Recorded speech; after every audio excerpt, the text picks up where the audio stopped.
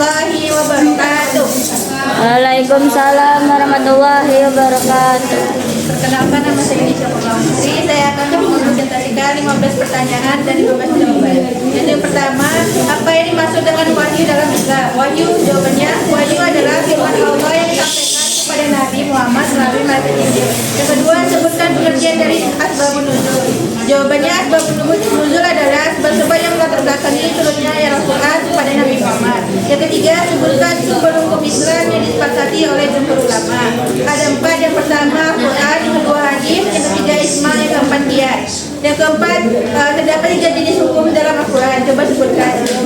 Jawabannya, yang pertama, hukum akidah. Yang kedua, hukum akhlak. Yang ketiga, hukum syariat. Yang kelima, apa yang dimaksud dengan prinsip tauhid dalam Islam, dalam hukum Islam?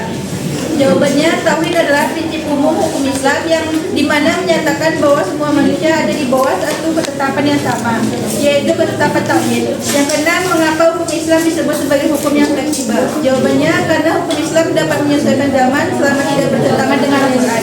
Yang ketujuh, sebutkan sumber utama etika dalam persepsi Islam. Jawabannya, sumber utama etika adalah Al-Quran dan Sunnah. Yang kedelapan, apa yang menjadi sumber ketentuan moral? Jawabannya ada 4. Yang pertama, ketentuan agama berdasarkan wahyu. Yang kedua, ketentuan kodrat manusia, moral yang seharusnya ada dalam diri manusia. Yang ketiga, ketentuan adat istiadat, aturan buatan manusia. Yang keempat, ketentuan hukum, baik itu hukum adat ataupun hukum negara. Yang kesembilan, apa yang dimaksud dengan tauhid rububiyah?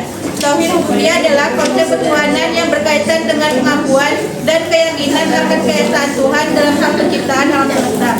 Yang 10, sebutkan 3 jenis keadilan dalam perspektif Islam. Jawabannya, yang pertama, keadilan distributif. Yang kedua, keadilan komunikatif. Yang ketiga, keadilan kapitalis. Yang 11, apa tujuan pendidikan dalam Islam? Jawabannya, tujuan pendidikan dalam Islam adalah membentuk manusia beriman, berilmu dan juga bertakwa. Yang ke-12, mengapa berkomunikasi harus menggunakan etika yang baik dan benar? Jawabannya, karena dengan menggunakan etika yang baik dapat membuat manusia menjaga ucapannya dari perkataan yang tidak berarti dan dapat menimbulkan kemudaratan baginya di dunia maupun di akhirat. Yang ke-13, terdapat 6 prinsip etika berkomunikasi dalam Islam. Coba sebutkan. Ada 6 prinsip etika berkomunikasi. Yang pertama, prinsip kaulan balikan. Yang kedua, prinsip kaulan kalimat. Yang keempat, prinsip kaulan mansyuran. Yang keempat, prinsip kaulan ma'rufan. Yang kelima, prinsip kaulan lainan. Yang keenam, prinsip kaulan hadirat. Yang ke-14, apa yang dimaksud pengadilan diri dalam Al-Quran?